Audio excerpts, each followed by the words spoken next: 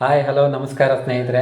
Welcome to our tasty ಯಾತ್ರಾ Kannada YouTube channel. ಹಾಗೆ ಇವತ್ತಿನ ನಮ್ಮ ಹೊಸ ವಿಡಿಯೋಗೆ ನಿಮ್ಮೆಲ್ಲರಿಗೂ ಸುಸ್ವಾಗತ ಸ್ನೇಹಿತರೆ. ಇವತ್ತಿನ ವಿಡಿಯೋದಲ್ಲಿ ಬ್ಯಾಂಕ್ಗಳಿಂದ ನಿಮ್ಮ ಹಣ ಈ 15 ರೀತಿಯಾಗಿ ಲೂಟಿ ಆಗ್ತಾ ಇದೆ. ಸೊ ಇದರಿಂದ ಬಚಾವಾಗೋದು ಹೇಗೆ, ಪಾರಾಗೋದು ಹೇಗೆ, ಹಣ ಉಳಿಸುವ ಕಂಪ್ಲೀಟ್ ಟ್ರಿಕ್ಸ್ ಈ ವಿಡಿಯೋದಲ್ಲಿ ನೋಡೋಣ ಬನ್ನಿ ಸ್ನೇಹಿತರೆ. ನಿಮ್ಮ ಮೊಬೈಲ್ಗೆ ಏನಾದರೂ ಮೆಸೇಜ್ ಬಂದಿದೆಯಾ, ಬ್ಯಾಂಕ್ ಅಕೌಂಟಿಂದ ಹಣ ಕಟ್ಟಾಗಿದೆ ಅಂತೇಳಿ ಮೆಸೇಜ್ ಬಂದಿದೆಯಾ? ಹಾಗಾದರೆ ಯಾಕೆ ಕಟ್ಟಾಗಿದೆ? ನೀವು ಯಾವುದೇ ಥರ ಟ್ರಾನ್ಸಾಕ್ಷನ್ ಮಾಡಿಲ್ಲ, ಏನು ಪರ್ಚೇಸ್ ಮಾಡಿಲ್ಲ, ಆದರೂ ಕೂಡ ನಿಮ್ಮ ಹಣ ಎಲ್ಲಿ ಹೋಯಿತು? ಈ ಒಂದು ಪ್ರಶ್ನೆ ನಿಮ್ಮನ್ನು ಕಾಡುತ್ತಲ್ವ ಸ್ನೇಹಿತರೆ. ಈ ಬ್ಯಾಂಕ್ ಅಕೌಂಟಿಂದ ಸೈಲೆಂಟಾಗಿ ಹಣ ಕಟ್ಟಾಗ್ತಿದೆ, ಇದಕ್ಕೆ ಕಾರಣ ಏನು? ಅದೇ ಈ ಕಾರಣ, ಹಿಡನ್ ಚಾರ್ಜಸ್. ಬ್ಯಾಂಕ್ಗಳಿಂದ ಮಾಡ್ತಿರುವಂಥ ಹಿಡನ್ ಚಾರ್ಜಸ್ ಇದಕ್ಕೆ ಕಾರಣ. ನೀವು ಅಂದ್ಕೊಂಡಿರ್ಬೋದು, ನೀವು ಬ್ಯಾಲೆನ್ಸ್ ಚೆಕ್ ಮಾಡೋ ಬ್ಯಾಂಕ್ ಅಕೌಂಟ್ ATMನಲ್ಲಿ ಬ್ಯಾಲೆನ್ಸ್ ಚೆಕ್ ಮಾಡೋದು ಫ್ರೀ ಅಂತ ಅಂದ್ಕೊಂಡಿದ್ದೀರಾ ಸ್ನೇಹಿತರೆ. ಖಂಡಿತವಾಗ್ಲೂ ಇಲ್ಲ. ನೀವು ಬ್ಯಾಲೆನ್ಸ್ ಚೆಕ್ ಮಾಡೋ ಪ್ರತಿ ಸಲವೂ ಕೂಡ ನಿಮಗೆ ಚಾರ್ಜ್ ಬೀಳುತ್ತೆ, ನಿಮ್ಮ ಜೇಬಿಗೆ ಕತ್ತರಿ ಬೀಳಬಹುದು ಸ್ನೇಹಿತರೆ. ಅಷ್ಟೇ ಇಲ್ಲ, ನಿಮ್ಮ ಅಕೌಂಟ್ನಲ್ಲಿ ಬ್ಯಾಲೆನ್ಸ್ ಇಲ್ಲ ಅಂದರೂ ಕೂಡ ನೀವೇನಾದರೂ ನಿಮ್ಮ ATM ಕಾರ್ಡನ್ನು ATM ಮಿಷಿನಲ್ಲಿ ಹಾಕಿದ್ರೂ ಕೂಡ ಬ್ಯಾಂಕ್ ನಿಮಗೆ ದಂಡ ಹಾಕುತ್ತೆ ಸ್ನೇಹಿತರೆ, ಚಾರ್ಜಸನ್ನು ಮಾಡ್ತಾರೆ ಸ್ನೇಹಿತರೆ. ಸೊ ಹಾಗಾಗಿ ನಿಮ್ಮ ಅಕೌಂಟ್ ಇರುವ ಬ್ಯಾಂಕ್ಗಳು ಈ ರೀತಿಯಾಗಿ ವಿಧಿಸುವಂಥ 15ಕ್ಕೂ ಹೆಚ್ಚು ಹಿಡನ್ ಶಾಕಿಂಗ್ ಚಾರ್ಜಸ್ ಬಗ್ಗೆ ಇವತ್ತಿನ ಈ ವಿಡಿಯೋದಲ್ಲಿ ಹೇಳ್ತಾ ಹೋಗ್ತೀನಿ ಸ್ನೇಹಿತರೆ. ವಿಡಿಯೋವನ್ನು ಪೂರ್ತಿಯಾಗಿ ನೋಡಿ. ನಾವೆಲ್ಲ ಕಷ್ಟಪಟ್ಟು ದುಡಿದು ಹಣವನ್ನು ಸೇಫಾಗಿರಲಿ ಅಂತೇಳಿ ನಮ್ಮ ಬ್ಯಾಂಕ್ ಅಕೌಂಟ್ನಲ್ಲಿ ಇಡ್ತೀವಲ್ವಾ. ಆದರೆ ತಿಂಗಳ ಕೊನೆಯಲ್ಲಿ ನಮ್ಮ ಫೋನ್ ಚೆಕ್ ಮಾಡಿದಾಗ ಕೆಲವೊಂದು ಮೆಸೇಜ್ ಬಂದಿರುತ್ತೆ ಬ್ಯಾಂಕ್ನಿಂದ, ಯಾವುದ್ಯಾವುದೋ ಹೆಸರಿನಲ್ಲಿ ಆ ಚಾರ್ಜಸ್ಸು ಈ ಚಾರ್ಜಸ್ಸು ಅಂತೇಳಿ 20 ರೂಪಾಯಿ 50 ರೂಪಾಯಿ, ಅಷ್ಟೇ ಅಲ್ಲ 500 700 ರೂಪಾಯಿ ಈ ರೀತಿಯೆಲ್ಲ ಚಾರ್ಜಸ್ ಆಗಿದೆ ಅಂತೇಳಿ ಮೆಸೇಜ್ ಬಂದಿರುತ್ತೆ. ಅದನ್ನು ನೋಡಿ ಒಂದು ಕ್ಷಣ ನಮಗೆ ತಕ್ಷಣ ಗಾಬರಿ ಆಗುತ್ತೆ. ಏನಪ್ಪ ಇದು, ನಾನು ಯಾವುದು ಏನು ಪರ್ಚೇಸ್ ಮಾಡಿಲ್ಲ, ಯಾವುದೇ ಟ್ರಾನ್ಸಾಕ್ಷನ್ ಮಾಡಿಲ್ಲ, ಆದರೂ ಬ್ಯಾಂಕ್ನವರು ಯಾಕೆ ಚಾರ್ಜಸ್ನ ಮಾಡಿದ್ದಾರೆ?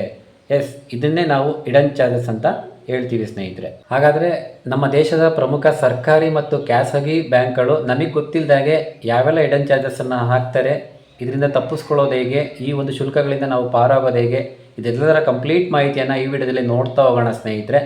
ಹಾಗಾಗಿ ವಿಡಿಯೋವನ್ನು ಸ್ಕಿಪ್ ಮಾಡದೆ ಪೂರ್ತಿಯಾಗಿ ನೋಡಿ. ಯಾಕಂದರೆ ಈ ವಿಡಿಯೋವನ್ನು ನೀವು ಕಂಪ್ಲೀಟ್ ನೋಡಿದ ಮೇಲೆ ನಿಮ್ಮ ₹1 ಕೂಡ ಅನಗತ್ಯವಾಗಿ ಖರ್ಚಾಗದಂತೆ ನೀವು ನೋಡ್ಕೊಳ್ಬೋದು. ಹಾಗೆ ಈ ವಿಡಿಯೋವನ್ನು ಇಷ್ಟ ಆದರೆ ಲೈಕ್ ಮಾಡಿ, ಕಮೆಂಟ್ ಮಾಡಿ, ತಪ್ಪದೇ ಶೇರ್ ಮಾಡಿ.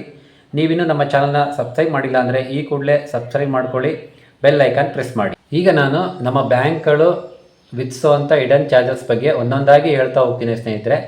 ಆಮೇಲೆ ಇದಕ್ಕೆ ಪರಿಹಾರಗಳನ್ನ ಕೂಡ ಹೇಳ್ತೀನಿ. ಮೊದಲನೇದಾಗಿ ಮಿನಿಮಮ್ ಬ್ಯಾಲೆನ್ಸ್ ದಂಡ, MAB penalty. MAB means minimum account balance penalty. So ಸ್ನೇಹಿತರೆ, ನಿಮಗೆಲ್ಲ ಗೊತ್ತೇ ಇದೆ, ನಮ್ಮ ಬ್ಯಾಂಕ್ ಅಕೌಂಟ್ನಲ್ಲಿ ಒಂದು ನಿಯಮ ಇದೆ. ನಮ್ಮ ಒಂದು ಹಣ ಇಂತಿಷ್ಟು ಹಣ ಅಂತ ನಮ್ಮ ಬ್ಯಾಂಕ್ ಅಕೌಂಟಲ್ಲಿ ನಾವು ಮೇಂಟೈನ್ ಮಾಡಲೇಬೇಕು, ಆ ಒಂದು ನಿಯಮ ಇದೆ. ನಾವೇನಾದರೂ ಆ ಒಂದು ಮಿನಿಮಮ್ ಅಕೌಂಟ್ ಬ್ಯಾಲೆನ್ಸ್ ಮೇಂಟೈನ್ ಮಾಡಿಲ್ಲ, ₹1 ಕಡಿಮೆ ಆದರೂ ಕೂಡ ಕೆಲವು ಬ್ಯಾಂಕ್ಗಳು 50 ರಿಂದ 500 ರೂಪಾಯಿ ತನಕನೂ ಪೆನಾಲ್ಟಿ ಹಾಕುವಂಥ ಚಾನ್ಸಸ್ ಇದೆ, ಕೆಲವು ಬ್ಯಾಂಕ್ಗಳು ಹಾಕ್ತಾರೆ. ಸೊ ಈ ಒಂದು ಹಣ ನಮಗೆ ಗೊತ್ತಿಲ್ಲದಾಗೆ ಸೈಲೆಂಟಾಗಿ ನಮ್ಮ ಅಕೌಂಟಿಂದ ಹಣ ಕಟ್ಟಾಗಿಬಿಡುತ್ತೆ. ಇದು ಮೊದಲನೆಯ ದಂಡ, ಹಿಡನ್ ಚಾರ್ಜಸ್. ಎರಡನೇದು ಡೆಬಿಟ್ ಕಾರ್ಡ್ ವಾರ್ಷಿಕ ಶುಲ್ಕ, ಡೆಬಿಟ್ ಕಾರ್ಡ್ ಫೀಸ್. ಸ್ನೇಹಿತರೆ, ATM ಕಾರ್ಡ್ ಫೀಸ್ ಅಂತ ಹೇಳ್ತೀವಲ್ಲ ಸ್ನೇಹಿತರೆ, ನಾವೆಲ್ಲ ಅಂದ್ಕೊಂಡಿದ್ದೀವಿ ATM ಕಾರ್ಡ್ ಫ್ರೀ ಅಂತ ಅನಿಸುತ್ತೆ, ಆದರೆ ಫ್ರೀ ಅಲ್ಲ ಸ್ನೇಹಿತರೆ. ಇದಕ್ಕೂ ಕೂಡ ಚಾರ್ಜ್ ಮಾಡ್ತಾರೆ ಬ್ಯಾಂಕ್ನವರು. ವರ್ಷಕ್ಕೊಮ್ಮೆ ಇದರ ಮೇಂಟೆನೆನ್ಸ್ ಚಾರ್ಜ್ ಅಂತ ಹೇಳಿ 150 ರಿಂದ 500 ರೂಪಾಯಿ ತನಕನೂ ಚಾರ್ಜ್ ಮಾಡ್ತಾರೆ, ಇನ್ಕ್ಲೂಡ್ ಪ್ಲಸ್ GST ಕೂಡ ಆ್ಯಡ್ ಆಗಿರುತ್ತೆ. ಸೊ ನೀವೇನಾದರೂ ಪ್ಲಾಟಿನಮ್ ಕಾರ್ಡ್ಗಳು, ಈಗ ಸಿಗ್ನೇಚರು, ಗೋಲ್ಡು, ಸಿಲ್ವರ್ ಈ ಥರ ಕಾರ್ಡ್ಗಳೇನಾದ್ರು ಯೂಸ್ ಮಾಡಿದ್ರೆ, ಪ್ರೀಮಿಯಂ ಕಾರ್ಡ್ಗಳನ್ನ, ಈ ಒಂದು ಶುಲ್ಕ ಜಾಸ್ತಿ ಇರುತ್ತೆ ಸ್ನೇಹಿತರೆ. ಇದು ಎರಡನೇ ಹಿಡನ್ ಚಾರ್ಜಸ್ ಆಗಿರುತ್ತೆ. ಮೂರನೇದು SMS ಅಲರ್ಟ್ ಚಾರ್ಜಸ್. ಎಸ್ ಸ್ನೇಹಿತರೆ, ನಿಮಗೇನು ಮೆಸೇಜ್ ಬರುತ್ತಲ್ಲ, ಬ್ಯಾಂಕಿಂದ ಏನಾದರೂ ಒಂದು ಟ್ರಾನ್ಸಾಕ್ಷನ್ ಆದರೆ, ಯಾವುದಾದ್ರೂ ನಿಮಗೆ ಹಣ ಹಾಕಿದರೆ, ನೀವು ಯಾರಿಗಾದರೂ ಹಣ ಕಳಿಸಿದರೆ, ಅಥವಾ ಬ್ಯಾಂಕಿಗೆ ರಿಲೇಟೆಡ್ ಒಂದು ಡೆಬಿಟ್ ಕಾರ್ಡ್, ಪಾಸ್ಬುಕ್, ಸ್ಟೇಟ್ಮೆಂಟ್ ಯಾವುದೇ ಒಂದು ಆಗಿರ್ಬೋದು, ಎನಿವನ್ ನಿಮ್ಮ ಖಾತೆಗೆ ಸಂಬಂಧಪಟ್ಟ ಅಲರ್ಟ್ ಮೆಸೇಜ್ಗಳನ್ನ ಬ್ಯಾಂಕ್ನವರು ಡನ್ ಅಂತ ಕಳಿಸ್ತಾರಲ್ಲ ನಿಮ್ಮ ಮೊಬೈಲ್ಗೆ, ಅದೇನು ಫ್ರೀ ಅಂದ್ಕೊಂಡಿದ್ದೀರಾ? ಖಂಡಿತ ಇಲ್ಲ ಸ್ನೇಹಿತರೆ, ಅದಕ್ಕೂ ಕೂಡ ಚಾರ್ಜಸ್ ಮಾಡ್ತಾರೆ. ಪ್ರತಿ 3 ತಿಂಗಳಿಗೊಮ್ಮೆ 15 ರಿಂದ 25 ರೂಪಾಯಿ ತನಕನೂ ಚಾರ್ಜ್ ಮಾಡ್ತಾರೆ. ಅದು ನಮಗೆ ಗೊತ್ತಿಲ್ಲ, ಸೊ ಅಲ್ಲೂ ಕೂಡ ಚಾರ್ಜ್ ಮಾಡ್ತಾ ಇದ್ದಾರೆ. ನಿಮಗಿದು ಸಣ್ಣ ಮೊತ್ತ ಅನ್ನಿಸ್ಬೋದು, 15-20 ರೂಪಾಯಿ. ಆದರೆ ಸ್ನೇಹಿತರೆ, ಇಲ್ಲಿ ಒಂದು ನೆನಪಿಡಿ, ನಮ್ಮದು ನಿಮ್ಮದು ಮಾತ್ರ ಇಲ್ಲಿ ಅಕೌಂಟ್ ಇಲ್ಲ, ಎಷ್ಟೋ ಕೋಟ್ಯಾಂತರ ಗ್ರಾಹಕರ ಅಕೌಂಟ್ ಇರುತ್ತೆ. ಸೊ ಎಲ್ಲರ 15-20 ರೂಪಾಯಿ ಅಂತ ಅಂದರೂ ಕೂಡ ಎಷ್ಟು ಕೋಟಿ ದುಡ್ಡು ಹೋಗ್ತಾಯಿದೆ ಬ್ಯಾಂಕಿಗೆ, ಲಾಭ ಆಗ್ತಾಯಿದೆ. ಸಣ್ಣದಾದ್ರೇನು ದೊಡ್ಡದಾದ್ರೇನು ಕಟ್ ಆಗ್ತಿದೆ ಅಲ್ವಾ, ಚಾರ್ಜಸ್ ಮಾಡ್ತಿದ್ದಾರೆ. ಇದು ಒಂದು ಒಪ್ಕೊಳ್ಳೇಬೇಕಲ್ವ ಸ್ನೇಹಿತರೆ. ಇದು ಮೂರನೇ ಹಿಡನ್ ಚಾರ್ಜಸ್ ಆಗಿದೆ. ಇನ್ನು ನಾಲ್ಕನೇದು ATM ಲಿಮಿಟ್ ಮತ್ತು ಎಕ್ಸ್ಟ್ರಾ ಚಾರ್ಜ್. ಸ್ನೇಹಿತರೆ, ನಿಮಗೆಲ್ಲ ಗೊತ್ತೇ ಇದೆ, ನಮ್ಮದೇ ಆದಂಥ ಬ್ಯಾಂಕ್ ATMನಲ್ಲಿ ನಾವು 5 ಬಾರಿ ATMನಲ್ಲಿ ಹಣವನ್ನು ಡ್ರಾ ಮಾಡುವುದು. ಇದು ಕಂಪ್ಲೀಟಾಗಿ ಫ್ರೀ ಇರುತ್ತೆ. ಅದೇ ಆ ಒಂದು ಲಿಮಿಟ್ ಕ್ರಾಸ್ ಆದರೆ ಪ್ರತಿ ಬಾರಿಗೂ ನಮಗೆ ಚಾರ್ಜಸ್ ಆಗುತ್ತೆ. ಅದೇ ರೀತಿ ನೀವು ಬೇರೆ ಇತರೆ ಬ್ಯಾಂಕ್ ATMಗಳಲ್ಲಿ 3 ಬಾರಿ ಫ್ರೀಯಾಗಿ ಹಣವನ್ನು ಡ್ರಾ ಮಾಡ್ಬೋದು. ಆ ಒಂದು ಲಿಮಿಟ್ ಕ್ರಾಸ್ ಆಗಿದ್ರೆ ಅಲ್ಲೂ ಕೂಡ ನಿಮಗೆ ಚಾರ್ಜಸ್ ಆಗುತ್ತೆ. ಏನು ಚಾರ್ಜಸ್ ಆಗುತ್ತೆ ಅಂತ ನೋಡೋದಾದರೆ 21 ರೂಪಾಯಿ ಪ್ಲಸ್ ಇಲ್ಲೂ ಕೂಡ GST ಇನ್ಕ್ಲೂಡ್ ಆಗಿದೆ. ನೆನ್ಪಿಡಿ ಸ್ನೇಹಿತರೆ, ನೀವು ಬ್ಯಾಲೆನ್ಸ್ ಚೆಕ್ ಮಾಡಿದರೂ ಕೂಡ ಈ ಒಂದು ಕೌಂಟ್ ಆಗುತ್ತೆ. 5ನೇದು insufficient fund penalty ATM decline charges. ಸ್ನೇಹಿತರೆ, ತುಂಬ ಜನಕ್ಕೆ ಗೊತ್ತಿಲ್ಲ, ತುಂಬ ಮಿಸ್ಟೇಕ್ ಮಾಡ್ತಾರೆ. ಅದನ್ನು ನೀವು ತಿದ್ಕೊಳ್ಬೇಕಾಗುತ್ತೆ. ಏನು ಅಂತಂದರೆ, ಎಕ್ಸಾಂಪಲು ನಮ್ಮ ಒಂದು ಬ್ಯಾಂಕ್ ಅಕೌಂಟಲ್ಲಿ ಒಂದು 500 ರೂಪಾಯಿ ಬ್ಯಾಲೆನ್ಸ್ ಇರುತ್ತೆ. ನಾನೇನು ಮಾಡ್ತೀನಿ, ಬೈ ಮಿಸ್ಟೇಕ್ ಮರ್ತ್ಬಿಟ್ಟು 1000 ರೂಪೀಸ್ ಎಂಟರ್ ಮಾಡ್ತೀನಿ ಡ್ರಾ ಮಾಡೋದಕ್ಕೆ. ಹಣ ಬರುತ್ತಾ? ಖಂಡಿತ ಬರೋದಿಲ್ಲ. ಅದ್ರ ಬದಲಿಗೆ ಇನ್ಸಫಿಷಿಯೆಂಟ್ ಫಂಡ್ ಅಂತೇಳಿ ನಿಮಗೆ ಡಿಸ್ಪ್ಲೇಯಲ್ಲಿ ತೋರಿಸುತ್ತೆ ಸ್ನೇಹಿತರೆ. ಸೊ ಈ ರೀತಿ ನಾನು ನನ್ನ ಬ್ಯಾಲೆನ್ಸ್ ಕಡಿಮೆ ಇದ್ದು ನಾನು ಹೆಚ್ಚುವರಿ ಹಣ ಪಡೆಯೋದಕ್ಕೆ ಪ್ರಯತ್ನ ಪಟ್ಟಿದ್ದಕ್ಕೆ ಬ್ಯಾಂಕ್ನವರು ನನಗೆ ದಂಡ ಹಾಕ್ತಾರೆ. ಸುಮಾರು 20 ರಿಂದ 25 ರೂಪಾಯಿ ಇಲ್ಲೂ ಕೂಡ ಶುಲ್ಕವನ್ನು ವಿಧಿಸ್ತಾರೆ. ಈ ಒಂದು ಅನುಭವ ನನಗೂ ಕೂಡ ಆಗಿದೆ. ನಾನು ಹಣ ಕಡಿಮೆ ಇದ್ದು ಹೆಚ್ಚುವರಿ ಹಣ ಪಡೆಯೋದಕ್ಕೆ ATMನಲ್ಲಿ ಟ್ರೈ ಮಾಡಿದ್ದಕ್ಕೆ ನನಗೆ 22 ರೂಪಾಯಿ ಚಾರ್ಜ್ ಆಗಿದೆ. ಸೊ ಸ್ನೇಹಿತರೆ, ಇದನ್ನು ಕೂಡ ಗಮನದಲ್ಲಿಟ್ಕೊಳ್ಳಿ. 6ನೇದು ECS ಅಥವಾ NACH ನಾಚ್ ಬೌನ್ಸ್ ಚಾರ್ಜ್ ಅಂತ ಹೇಳ್ತೀವಿ. ಸ್ನೇಹಿತರೆ, ನೀವು ಬ್ಯಾಂಕ್ನಲ್ಲಿ ಲೋನ್ ಮಾಡಿರ್ತೀರ. ಆ ಒಂದು ಲೋನ್ EMI ಅಮೌಂಟು ಕಟ್ಟಾಗಬೇಕಲ್ವ, ಆ ಒಂದು ಡೇಟಿಗೆ EMI ಅಮೌಂಟ್ ಕಟ್ಟಾಗುತ್ತೆ. ಅಂಥ ಸಂದರ್ಭದಲ್ಲಿ ನಿಮ್ಮ ಒಂದು EMI ಹಣ ನಿಮ್ಮ ಅಕೌಂಟ್ನಲ್ಲಿ ಅಷ್ಟು ಹಣ ಸಫಿಷಿಯೆಂಟ್ ಹಣ ಇರಲೇಬೇಕು. ಒಂದು ವೇಳೆ ಹಣ ಕಡಿಮೆ ಆಯಿತು ಅಂತಂದರೆ ಆಗ ಆ ಪೇಮೆಂಟು ಫೇಲ್ ಆಗುತ್ತೆ. ಇದಕ್ಕೆ ನಾವೇನಂತ ಹೇಳ್ತೀವಿ, ಬೌನ್ಸ್ ಅಂತೇಳಿ ಕರಿತೀವಿ. ಈ ಥರ ಒಂದು ಸರಿ ನಿಮ್ಮ ಪೇಮೆಂಟ್ ಬೌನ್ಸ್ ಆಯಿತು ಅಂತಂದರೆ, ಚೆಕ್ ಬೌನ್ಸ್ ಆಯಿತು ಅಂತಂದರೆ, EMI ಹಣ ಬೌನ್ಸ್ ಆಯಿತು ಅಂತಂದರೆ ನಿಮಗೆ 250 ರಿಂದ 500 ರೂಪಾಯಿವರೆಗೂ ಚಾರ್ಜಸ್ ಬೀಳುತ್ತೆ. ಸ್ನೇಹಿತರೆ, ಹುಷಾರಾಗಿರಿ. ಇದು ನಿಮ್ಮ ಅಕೌಂಟ್ನಿಂದನೇ ಕಟ್ಟಾಗುವಂಥ ಒಂದು ದೊಡ್ಡ ಮೊತ್ತ, ದೊಡ್ಡ ಹಿಡನ್ ಚಾರ್ಜಸ್ ಅಂತಲೇ ಹೇಳ್ಬೋದು. ಹುಷಾರಾಗಿರಿ. 7ನೇದು ಚೆಕ್ ರಿಟರ್ನ್ ಶುಲ್ಕ. ಸ್ನೇಹಿತರೆ, ನೆನ್ಪಿಡಿ, ಕೇವಲ EMI ಬೌನ್ಸ್ ಅಷ್ಟೇ ಅಲ್ಲ, ನಿಮಗೆ ಯಾರಾದರೂ ಒಂದು ಚೆಕ್ಕನ್ನು ಕೊಟ್ಟಿದ್ದಾರೆ ಅಂತಂದರೆ ನೀವು ಆ ಚೆಕ್ಕನ್ನು ಬ್ಯಾಂಕಿಗೆ ಹಾಕ್ತೀರಾ. ಸೊ ಆ ಚೆಕ್ಕಲ್ಲಿ ಅವರ ಸೈನ್ ಏನಾದರೂ ತಪ್ಪಾಗಿದರೆ ಅಥವಾ ಆ ಚೆಕ್ಕಲ್ಲಿ ಏನು ಅಮೌಂಟ್ ಆಗಿರ್ತಾರಲ್ಲ ಅಷ್ಟು ಅಮೌಂಟು ಅವರ ಅಕೌಂಟ್ ಬ್ಯಾಲೆನ್ಸ್ನಲ್ಲಿ ಕಡಿಮೆ ಇತ್ತು ಅಂದರೆ ಆವಾಗ ಆ ಚೆಕ್ಕು ರಿಟರ್ನ್ ಆಗುತ್ತೆ, ವಾಪಸ್ ಆಗುತ್ತೆ. ಅವಾಗಲೂ ಕೂಡ ಬ್ಯಾಂಕ್ನವರು ನಿಮಗೆ ದಂಡ ಹಾಕ್ತಾರೆ. ನಿಮ್ಮ ಅಕೌಂಟ್ನಿಂದ 100 ರಿಂದ 105 ರೂಪಾಯಿ ಕಟ್ಟಾಗುತ್ತೆ. ತಪ್ಪು ಅವ್ರದ್ದಾದರೂ ಕೂಡ ಶಿಕ್ಷೆ ನಿಮಗಾಗುತ್ತೆ ಸ್ನೇಹಿತರೆ. ಸೊ ಇದು ಕೂಡ ನೆನ್ಪಿಡಿ. 8ನೇದು ನಗದು ಜಮಾ ಮತ್ತು ಹಿಂಪಡೆಯುವಿಕೆ, ಕ್ಯಾಶ್ ಟ್ರಾನ್ಸಾಕ್ಷನ್ ಲಿಮಿಟ್. ಸ್ನೇಹಿತರೆ, ನೀವೇನಾದರೂ ಬ್ಯಾಂಕಿಗೆ ಹೋಗಿ ನಿಮ್ಮ ಒಂದು ಹಣವನ್ನು ಡೆಪಾಸಿಟ್ ಮಾಡಲಿಕ್ಕೆ ಅಥವಾ ವಿತ್ಡ್ರಾ ಮಾಡಲಿಕ್ಕೆ ನೀವು ಬ್ಯಾಂಕಿಗೆ ಹೋಗಿ ಈ ಒಂದು ವ್ಯವಹಾರನ ಮಾಡಿದ್ರೆ ಅದಕ್ಕೂ ಒಂದು ಲಿಮಿಟ್ ಶುಲ್ಕ ಅಂತ ಇರುತ್ತೆ. ಪ್ರತಿ ತಿಂಗಳಿಗೆ 3 ಅಥವಾ 4 ಬಾರಿಗಿಂತ ಹೆಚ್ಚು ಸಲ ನೀವು ಬ್ಯಾಂಕ್ ಅಕೌಂಟವ್ರಿಗೆ ಹೋಗಿ ಟ್ರಾನ್ಸಾಕ್ಷನ್ ವ್ಯವಹಾರ ಮಾಡಿದರೆ ಸೊ ಅಲ್ಲೂ ಕೂಡ ನಿಮಗೆ ಒಂದು ಚಾರ್ಜಸ್ ಆಗುತ್ತೆ. ಈ ಒಂದು ಲಿಮಿಟ್ ಏನಾದರೂ 3-4 ಬಾರಿಗಿಂತ ಹೆಚ್ಚು ಸಲ ನೀವು ಒಂದು ಬ್ಯಾಂಕ್ ಅಕೌಂಟರ್ಗೆ ಹೋಗಿ ಈ ಒಂದು ವ್ಯವಹಾರನ ಮಾಡಿದರೆ ನಿಮಗೆ 150 ರೂಪಾಯಿವರೆಗೂ ಚಾರ್ಜಸ್ ಆಗುತ್ತೆ. ಅದಕ್ಕೆ ಬ್ಯಾಂಕ್ನವ್ರು ಏನು ಹೇಳ್ತಾರೆ ಅಂತಂದರೆ, ಆದಷ್ಟು ಮಿಷಿನನ್ನು ಬಳಸಿ ಅಂತ ಹೇಳ್ತಾರೆ. ಹಾಗಾಗಿ ನೀವು ಕ್ಯಾಶ್ ಡೆಪಾಸಿಟ್ ಆಗಿರ್ಬೋದು ಅಥವಾ ಕ್ಯಾಶ್ ವಿತ್ಡ್ರಾ ಆಗಿರ್ಬೋದು, ಯಾವುದೇ ಆಗಿರ್ಬೋದು, ಮಿಷಿನ್ ಬಳಸೋದು ಉತ್ತಮ. ಇನ್ನು 9ನೇದು ಡೆಬಿಟ್ ಕಾರ್ಡ್ ರಿಪ್ಲೇಸ್ಮೆಂಟ್ ಮತ್ತು ಪಿನ್ ಜನರೇಷನ್ ಚಾರ್ಜ್. ನೋಡಿ ಸ್ನೇಹಿತರೆ, ನೀವೇನಾದರೂ ಹೊಸ ಡೆಬಿಟ್ ಕಾರ್ಡ್ ತೊಗೊಳ್ಬೇಕು ಅಥವಾ ನಿಮ್ಮ ಡೆಬಿಟ್ ಕಾರ್ಡ್ ATM ಕಾರ್ಡ್ ಏನು ಕಳೆದೋಗಿದೆ ಅಂತಂದರೆ ಹೊಸ ಕಾರ್ಡ್ ತೊಗೊಳೋದಕ್ಕೆ ನೀವು ಬ್ಯಾಂಕ್ಗೆ ಹೋದಾಗ ಅರ್ಜಿಯನ್ನು ಕೊಟ್ಟಾಗ ಅವಾಗಲೂ ಕೂಡ ನಿಮಗೆ ಚಾರ್ಜಸ್ ಮಾಡ್ತಾರೆ. ATM ಕಾರ್ಡ್ ಫೀಸ್ ಅಂತೇಳಿ 200 ರಿಂದ 300 ರೂಪಾಯಿವರೆಗೂ ಚಾರ್ಜಸ್ ಇರುತ್ತೆ. ಅದೇ ರೀತಿ ನಿಮ್ಮ ಒಂದು ಪಿನ್ ನಂಬರ್ ಏನಾದರೂ ಮರ್ತೋಗಿದ್ರೆ ಸೊ ಅದು ಹೊಸ ಪಿನ್ ಬೇಕು ಅಂತ ನೀವು ಬ್ಯಾಂಕ್ನಲ್ಲಿ ಹೋಗಿ ಕೇಳಿದ್ರೆ ಅವಾಗಲೂ ಕೂಡ ಚಾರ್ಜಸ್ ಇದೆ. 50 ರೂಪಾಯಿ ಚಾರ್ಜ್ ಕೂಡ ಮಾಡ್ತಾರೆ. ಇಲ್ಲಿ ಪ್ರತಿಯೊಂದಕ್ಕೂ ಚಾರ್ಜಸ್ ಇದೆ ಸ್ನೇಹಿತರೆ, ನೆನ್ಪಿಡಿ. ಸೊ ಇದ್ರ ಬದಲು ನೀವು ಮೊಬೈಲ್ ಮೂಲಕ ನಿಮ್ಮ ಒಂದು ಆ್ಯಪ್ ಮೂಲಕ ಇದನ್ನು ಮಾಡಿಕೊಂಡ್ರೆ ಕಂಪ್ಲೀಟಾಗಿ ಫ್ರೀಯಾಗಿರುತ್ತೆ. ನಾನೇನು ಹೇಳ್ತೀನಿ ಅಂತಂದರೆ, ನಿಮ್ಮ ಒಂದು ಬ್ಯಾಂಕ್ನ ಅಧಿಕೃತ ಮೊಬೈಲ್ ಆ್ಯಪ್ಗಳನ್ನ ಇನ್ಸ್ಟಾಲ್ ಮಾಡಿಕೊಂಡು ಅದ್ರ ಮುಖಾಂತರ ಈ ಒಂದು ಸೇವೆನ ಮಾಡಿಕೊಂಡು ಚಾರ್ಜಸ್ಸಿಂದ ತಪ್ಪಿಸ್ಕೊಳ್ಳಿ ಸ್ನೇಹಿತರೆ. 10ನೇದು ಚೆಕ್ ಬುಕ್ ಮತ್ತು ಸಿಗ್ನೇಚರ್ ವೆರಿಫಿಕೇಷನ್. ನೋಡಿ ಸ್ನೇಹಿತರೆ, ವರ್ಷಕ್ಕೆ ಒಂದು ಚೆಕ್ ಬುಕ್ ನಿಮಗೆ ಫ್ರೀಯಾಗಿರುತ್ತೆ. ಅದರಲ್ಲಿ ಒಂದಿಷ್ಟು ಚೆಕ್ ಲೀಫ್ಗಳಿರ್ತವೆ, ಅದು ಕಂಪ್ಲೀಟ್ ಫ್ರೀಯಾಗಿರುತ್ತೆ. ಅದಾದಮೇಲೆ ನೀವು ಪ್ರತಿ ಚೆಕ್ ಲೀಫಿಗೆ 2 ರಿಂದ 5 ರೂಪಾಯಿ ಚಾರ್ಜಸನ್ನು ಮಾಡ್ತಾರೆ, ಪೇ ಮಾಡಬೇಕಾಗುತ್ತೆ.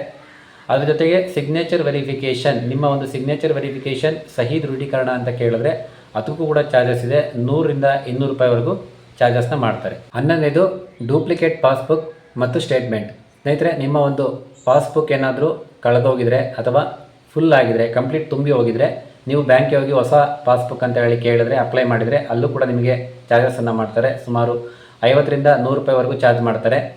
ಹಾಗೆಯೇ ನಿಮ್ಮ ಒಂದು ಅಕೌಂಟ್ ಸ್ಟೇಟ್ಮೆಂಟ್ ಏನಾದರೂ ಬೇಕು ಅಂತೇಳಿ ಅದರ ಒಂದು ಪ್ರಿಂಟನ್ನು ಕೇಳಿದರೆ ಅಲ್ಲೂ ಕೂಡ ನಿಮಗೆ ಪ್ರತಿ ಪೇಜ್ಗೆ ಇಂತಿಷ್ಟು ಹಣ ಅಂತೇಳಿ ವಸೂಲಿ ಮಾಡ್ತಾರೆ. ಎಲ್ಲದಕ್ಕೂ ಚಾರ್ಜಸನ್ನು ಮಾಡ್ತಾರೆ. ಸೊ ಅದ್ರ ಬದಲಿಗೆ ನೀವು ನಿಮ್ಮ ಮೊಬೈಲ್ನಲ್ಲೇ ನಿಮ್ಮ ಬ್ಯಾಂಕ್ನ ಅಧಿಕೃತ ಆ್ಯಪ್ಗಳಿಂದ ನೀವು ಈ ಒಂದು ಪಾಸ್ಬುಕ್ಕಿಗೆ ಅಪ್ಲೈ ಮಾಡ್ಬೋದು. ಹಾಗೆ ನಿಮ್ಮ ಅಕೌಂಟ್ ಸ್ಟೇಟ್ಮೆಂಟ್ನ ನಿಮ್ಮ ಇಮೇಲ್ಗೆ ಕಳಿಸ್ಕೊಳ್ಬೋದು. ಸೊ ಇದ್ರ ಬಗ್ಗೆ ಚಾರ್ಜಸ್ ಇದೆಯೋ ಗೊತ್ತಿಲ್ಲ, ಆನ್ಲೈನಲ್ಲಿ ಮಾಡಿಕೊಂಡ್ರೆ ಚಾರ್ಜಸ್ ಇದೆಯೋ ನನಗೆ ಸರಿಯಾಗಿ ಗೊತ್ತಿಲ್ಲ. ಸೊ ಆದರೂ ಬ್ಯಾಂಕಿಗೆ ಹೋಗಿ ಮಾಡಿದ್ರೆ ಖಂಡಿತ ಚಾರ್ಜಸ್ ಇದೆ. ಸೊ ನಿಮ್ಮ ಮೊಬೈಲ್ನಲ್ಲಿ ಆ್ಯಪ್ನಲ್ಲಿ ಮಾಡೋದು ಬೆಟರ್. 12ನೇದು ಮೊಬೈಲ್ ನಂಬರ್ ಅಥವಾ ಇಮೇಲ್ ID ಅಪ್ಡೇಟ್ ಶುಲ್ಕ. ಸ್ನೇಹಿತರೆ, ಇದರಲ್ಲೂ ಕೂಡ ನಿಮಗೆ ಚಾರ್ಜಸನ್ನು ಹಾಕ್ತಾರೆ. ನೀವೇನಾದರೂ ನಿಮ್ಮ ಒಂದು ಸಾಕಷ್ಟು ಕೆಲವು ಪ್ರೈವೇಟ್ ಬ್ಯಾಂಕ್ಗಳಲ್ಲಿ ನೀವು ನಿಮ್ಮ ಬ್ರ್ಯಾಂಚ್ಗೆ ಹೋಗ್ಬಿಟ್ಟು ನಿಮ್ಮ ಒಂದು ಮೊಬೈಲ್ ನಂಬರ್ ಬದಲಾವಣೆ ಮಾಡಬೇಕು, ಹಾಗೆ ನಿಮ್ಮ ಇಮೇಲ್ IDಯನ್ನು ಅಪ್ಡೇಟ್ ಮಾಡಬೇಕು ಅಂತ ಕೇಳಿದರೆ ಅಲ್ಲೂ ಕೂಡ ಸರ್ವಿಸ್ ಚಾರ್ಜ್ ಅಂತೇಳಿ 50 ರಿಂದ 100 ರೂಪಾಯಿವರೆಗೂ ಕಿತ್ಕೊತಾರೆ. ಸೊ ನೀವು ಯಾಕೆ ಅಲ್ಲಿ ಹೋಗ್ಬಿಟ್ಟು ಈ ಒಂದು ಪ್ರಯತ್ನಗಳನ್ನೆಲ್ಲ ಮಾಡ್ತೀರಾ, ಹಣವನ್ನು ಕಳ್ಕೊತೀರಾ?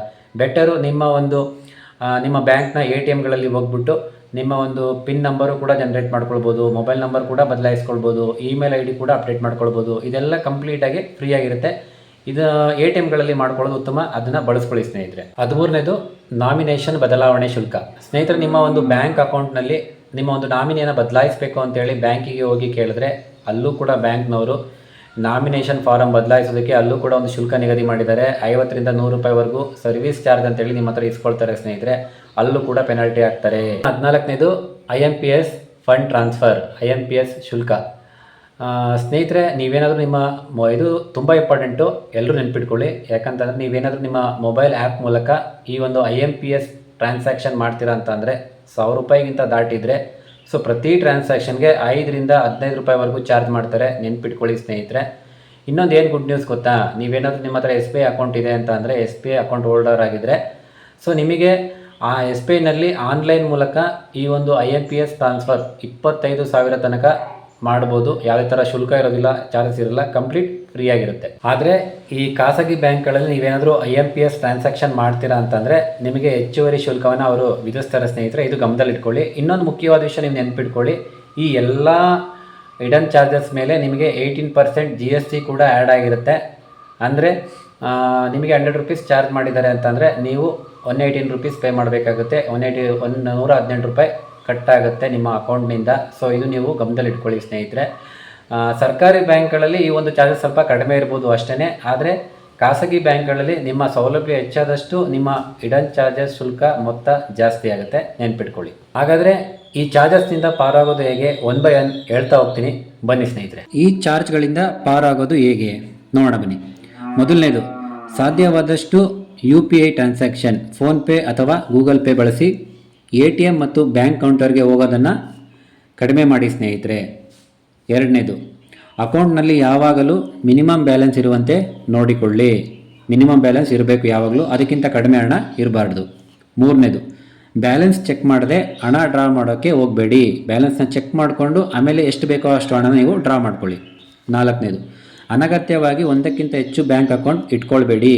ನಿಮಗೆ ಎಷ್ಟು ಅಗತ್ಯ ಇದೆಯೋ 1, 2, 3 ಇಷ್ಟು ಮಾತ್ರ ಇಟ್ಕೊಳ್ಳಿ. ಅನಗತ್ಯವಾಗಿ ಎಲ್ಲ bank, Karnataka state bank, bank of Baroda ಎಲ್ಲ ಏನಕ್ಕೆ ಬೇಕು ಆ ಥರ ಮಾಡಬೇಡಿ. ಸುಮ್ಮನೆ ಅದರಿಂದ ಚಾರ್ಜಸ್ ಬೀಳುತ್ತೆ, ನಿಮಗೆ ಅವಶ್ಯಕತೆ ಇಲ್ಲ. 5ನೇದು, ಪಿನ್ ಬದಲಾವಣೆ, ಅಡ್ರೆಸ್ ಬದಲಾವಣೆ ಅಥವಾ ಚೆಕ್ ಬುಕ್ ರಿಕ್ವೆಸ್ಟ್ ಅನ್ನು ಬ್ಯಾಂಕ್ಗೆ ಹೋಗಿ ಮಾಡುವ ಬದಲು ಅವರ ಅಧಿಕೃತ ಮೊಬೈಲ್ ಆ್ಯಪ್ ಮೂಲಕ ಮಾಡಿ. ಇದರಿಂದ ಸರ್ವಿಸ್ ಚಾರ್ಜ್ ಉಳಿಸಬಹುದು. ಇದಕ್ಕೆಲ್ಲ ಒಂದು ಸಣ್ಣ ಪುಟ್ಟದಕ್ಕೆಲ್ಲ ನೀವು ಅಲ್ಲಿ ಬ್ಯಾಂಕಿಗೆ ಹೋಗಿ ಅಪ್ಲೈ ಮಾಡೋದಕ್ಕಿಂತ ಅವರ ಒಂದು ಅಧಿಕೃತ ಆ್ಯಪ್ ಮುಖಾಂತರ ಮೊಬೈಲ್ನಲ್ಲೇ ನೀವು ಆನ್ಲೈನಲ್ಲೇ ಅಪ್ಲೈ ಮಾಡ್ಬೋದು. ಇದರಿಂದ ಸರ್ವಿಸ್ ಚಾರ್ಜ್ ನಿಮಗೆ ಫ್ರೀ ಇರುತ್ತೆ. 6ನೇದು, ತಿಂಗಳಿಗೊಮ್ಮೆ ನಿಮ್ಮ ಸ್ಟೇಟ್ಮೆಂಟ್ ಚೆಕ್ ಮಾಡಿ, ಏನಾದರೂ ತಪ್ಪು ಚಾರ್ಜ್ ಕಟ್ಟಾಗಿದ್ದರೆ ಬ್ಯಾಂಕ್ಗೆ ಹೋಗಿ ದೂರು ನೀಡಿ. ಇದು ಸ್ನೇಹಿತರೆ ನೀವೆಲ್ಲ ಚೆಕ್ ಮಾಡ್ಕೊಳ್ಳಿ, ನಿಮ್ಮ ಒಂದು ಬ್ಯಾಂಕ್ ಸ್ಟೇಟ್ಮೆಂಟ್ ತಿಂಗಳಿಗೊಂದ್ಸಲ ಚೆಕ್ ಮಾಡಿಕೊಂಡು ಅಲ್ಲೇನಾದರೂ ಅನ್ನೆಸರಿ ನಿಮಗೆ ಚಾರ್ಜಸ್ ಬೀಳ್ತಾ ಇದ್ದರೆ, ಕಟ್ಟಾಗ್ತಾ ಇದ್ದರೆ ಬ್ಯಾಂಕಿಗೆ ಹೋಗಿ ದೂರು ಕೊಟ್ಟು ನೀವು ಸರಿ ಮಾಡ್ಕೊಳ್ಬೋದು. 7ನೇದು, ಪಾಸ್ಬುಕ್ ಮತ್ತು ಫಿಸಿಕಲ್ ಸ್ಟೇಟ್ಮೆಂಟ್ ಮೇಲೆ ಬೀಳೋ ಚಾರ್ಜ್ ತಪ್ಪಿಸಲು ನಿಮ್ಮ ಇಮೇಲ್ಗೆ ಈ ಸ್ಟೇಟ್ಮೆಂಟ್ ಬರೋ ಹಾಗೆ ಮಾಡಿಕೊಳ್ಳಿ. ಇದು ಸಂಪೂರ್ಣ ಉಚಿತ. ನೀವು ಪಾಸ್ಬುಕ್ಕನ್ನು ಕೂಡ ಈಗ ಆನ್ಲೈನಲ್ಲಿ ಅಪ್ಲೈ ಮಾಡ್ಬೋದು. ಹಾಗೆ ನಿಮಗೆ ನಿಮ್ಮ ಒಂದು ಬ್ಯಾಂಕ್ ಟ್ರಾನ್ಸಾಕ್ಷನ್ ಸ್ಟೇಟ್ಮೆಂಟ್ ಬೇಕು ಅಂತ ಅಂದರೆ ಆ ಸ್ಟೇಟ್ಮೆಂಟ್ ಬೇಕು ಅಂತಂದರೆ ನೀವು ಆ್ಯಪ್ ಮೂಲಕ ನಿಮ್ಮ ಇಮೇಲ್ಗೆ ಬರುವಂಥ ಮಾಡ್ಕೊಳ್ಳಿ. ನಿಮಗೆ ಪ್ರಿಂಟ್ ಬೇಕು ಅಂತ ಕೇಳಿದ್ರೆ ಅದಕ್ಕೂ ಕೂಡ ಚಾರ್ಜಸ್ ಮಾಡ್ತಾರೆ. ಸೊ 8ನೇದು, ನೆಕ್ಸ್ಟ್ ತುಂಬ ಇಂಪಾರ್ಟೆಂಟು, ಹಣ ವರ್ಗಾವಣೆಗೆ IMPS ಬಳಸುವ ಬದಲು UPI ಅಥವಾ ಬ್ಯಾಂಕ್ ಆ್ಯಪ್ ಮೂಲಕ NEFT ಮತ್ತು RTGS ಬಳಸಿ. ಇದು ತುಂಬಾ ಒಳ್ಳೆಯದು. ನೋಡಿ, IMPS ಟ್ರಾನ್ಸ್ಫರ್ ಮಾಡಿದ್ರೆ ನಾನು ಹೇಳ್ದಾಗೆ 1000 ರೂಪಾಯಿ ಕ್ರಾಸ್ ಆಯಿತು ಅಂದರೆ ನಿಮಗೆ ಸುಮ್ಮನೆ 15 ರಿಂದ 20 ರೂಪಾಯಿ ಚಾರ್ಜಸ್ ಆಗುತ್ತೆ. ಸೊ ಅದ್ರ ಬದಲು ನೀವು IMPS ಟ್ರಾನ್ಸಾಕ್ಷನ್ ಬದಲು ಈ ಒಂದು NEFT ಮತ್ತು RTGS ಟ್ರಾನ್ಸಾಕ್ಷನ್ ಬಳಸೋದು ಉತ್ತಮ ಸ್ನೇಹಿತರೆ. ಇವೆಲ್ಲ ಅಂಶಗಳನ್ನ ನೀವು ಗಮನದಲ್ಲಿಟ್ಕೊಂಡು ಇವೆಲ್ಲದನ್ನು ಸರಿಯಾಗಿ ನಿಭಾಯಿಸಿದಲ್ಲಿ ನೀವು ಈ ಒಂದು ಹಿಡನ್ ಚಾರ್ಜಸ್ಸಿಂದ ತಪ್ಪಿಸ್ಕೊಳ್ಬೋದು, ಸೇಫ್ ಆಗ್ಬೋದು, ಪಾರಾಗ್ಬೋದು ಸ್ನೇಹಿತರೆ. ಈ ಕೂಡಲೇ ನೀವು ನಿಮ್ಮ ಅಕೌಂಟ್ ಸ್ಟೇಟ್ಮೆಂಟನ್ನು ಚೆಕ್ ಮಾಡಿ ಏನಾದರೂ ಹಿಡನ್ ಚಾರ್ಜಸ್ ಆಗ್ತಾ ಇದೆಯಾ, ಸರ್ವಿಸ್ ಚಾರ್ಜಸ್ ಅಂತ ಕಟ್ ಆಗ್ತಾ ಇದೆಯಾ ಏನು ಅಂತೇಳಿ ಚೆಕ್ ಮಾಡ್ಕೊಳ್ಳಿ. ಹಾಗೆಯೇ ನಿಮಗೆ ಈ ಒಂದು ಹಿಡನ್ ಚಾರ್ಜಸಲ್ಲಿ ಆಗಿರುವಂಥ ಎಕ್ಸ್ಪೀರಿಯೆನ್ಸ್ ಏನಾದ್ರು ಇದ್ದರೆ ಅದನ್ನು ಕಮೆಂಟ್ ಮಾಡಿ ತಿಳಿಸಿ ಸ್ನೇಹಿತರೆ. ಈ ಎಲ್ಲ ಮಾಹಿತಿಗಳು ನಿಮಗೆ ಉಪಯುಕ್ತ ಅನಿಸಿದರೆ ನಿಮ್ಮ ಫ್ಯಾಮಿಲಿ ಫ್ರೆಂಡ್ಸ್ ಜೊತೆಗೆ ಶೇರ್ ಮಾಡಿ ಸ್ನೇಹಿತರೆ. ಯಾಕಂದರೆ ಅವರ ಹಣ ಕೂಡ ಉಳಿಲೇಬೇಕು. ಸೊ ಹಾಗೆಯೇ ನೆಕ್ಸ್ಟ್ ಮತ್ತೆ ಒಂದು ಎಕ್ಸ್ಕ್ಲೂಸಿವ್ ಸ್ಪೆಷಲ್ ವಿಡಿಯೋ ಒಂದಿಗೆ ಸಿಗೋಣ. ನಮಸ್ಕಾರ.